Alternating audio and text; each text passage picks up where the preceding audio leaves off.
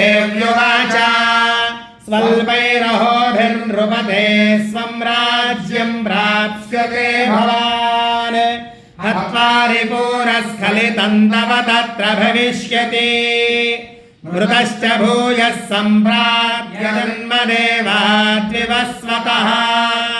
सावर्णिको नाम मनुर्भवान् भुवि भविष्यति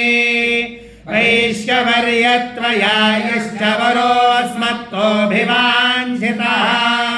तं प्रयच्छामि संसिद्ध्यै तव ज्ञानं भविष्यति ॐ क्लीं मार्कण्डेय उवाच इति दत्त्वा तयोर्देवी यथाभिलषितं वरम् बभूवान्तर्हिता सत्यो भक्त्याताभ्यामभिष्टुका एवं देव्या वरं लब्ध्वा सुरथः क्षत्रियऋषभः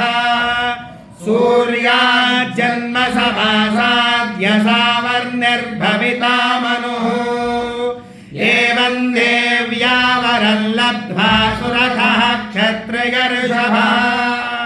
सूर्याजन्म समासाद्य सावर्णिर्भविता मनुः क्लीं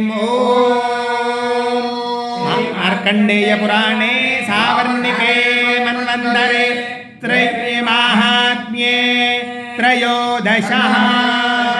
वागे सततं नमः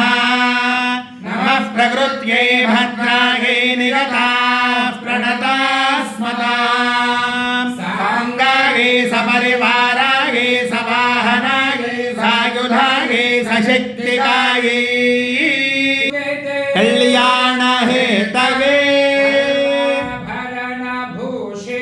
जगद्रक्षके अनेन मया कृतेन चण्डीपारायणेन भगवान् सर्वात्मकः एतत्फलं महाकाली महालक्ष्मी महासरस्वती त्रिशक्तिस्वरूपिणी श्रीचण्डीपरदेवतार्पणमस्तु श्रीदुर्गा दिव्यचरणार्पणमस्तु वाराही देवतार्पणमस्तु।